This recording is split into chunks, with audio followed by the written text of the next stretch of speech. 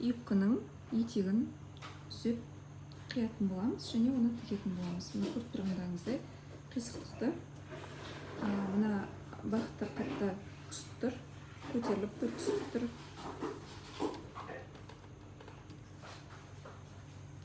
Мына жағы көтеріліп тұр кішкене.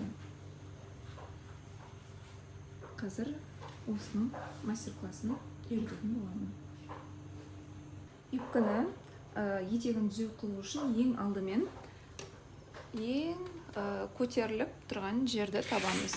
Ең қысқа болып тұрған жерді табамыз да. Әр жерден линейканы қойып, осылай өлшейміз. Міне мысалы, мына жердің ең биік нүктесі 19,5 болып тұр. Тағы да қарайсыздар, жан-жақтарын қарайсыздар. Может, бұдан да 19 емес 18 болып тұрған жерлері бар шығар. Өздеріңіз осылай әр жерден осылай қойып көресіздер де ең биік болып тұрған нүктесін тауып аласыздар. Міне менікінде мына жер вообще міне көріп тұрсыздар 20 сантиметр болып тұр. Мына жер 19, менің ең қысқа нүктем 20 сантиметр болып тұр. Яғни ол дегеніміз міне ручканы, матаның ручкасын немесе борды алсаңыздар болады. Осылай әр жерден 20 сантиметрді белгілеп шығасыздар. Міне менде басталды уже.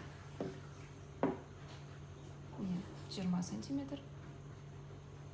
Осылай әр жеріне қойып, материалды сондай-ақ белгілеген кезде тартпайсыз, төмен түсіріп, қалай қойдыңыз, сол бағытта жатуы керек. Міне 20 сантиметр.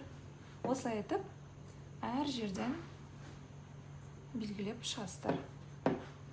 Бұл енді манекені бар қыздарға және егер адам үстіне киіп тұрса, сол кезде қолданатын қысқартудың түрі. Қысқарту әрі тегістеу, етекті тегістеу деп атаймыз.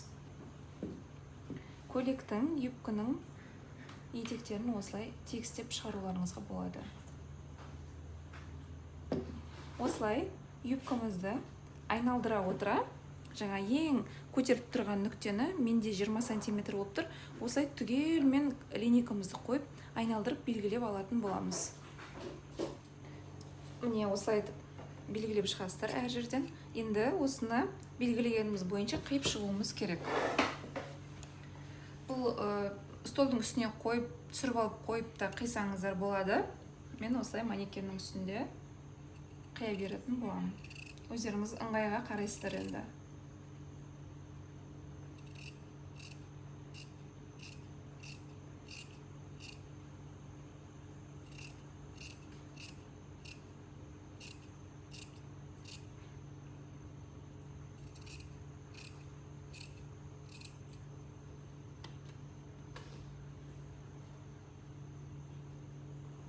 Осылай түгел айналдыра қиып шығу керек.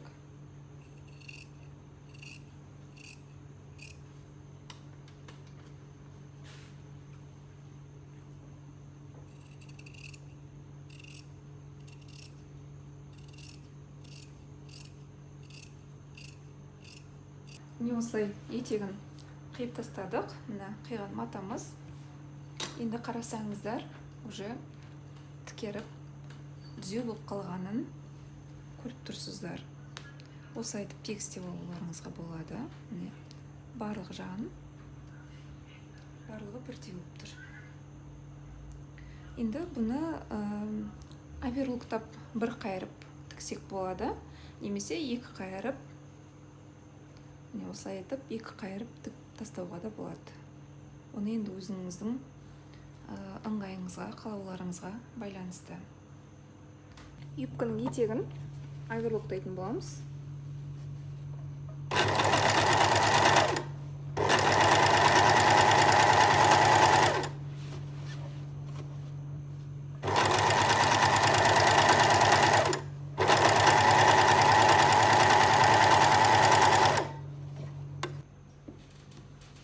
Юбкамыздың етегін толықтай оверлоктап шығамыз осылай.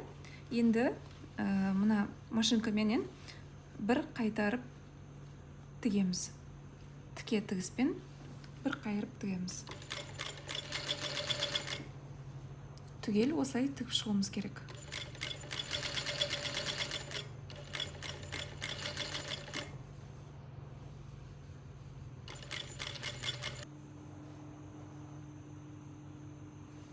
Мен юбкамыздың етегін тегістеу мастер-классымыз аяқталды. Видеоны соңына дейін көргендеріңіз үшін үлкен рахмет.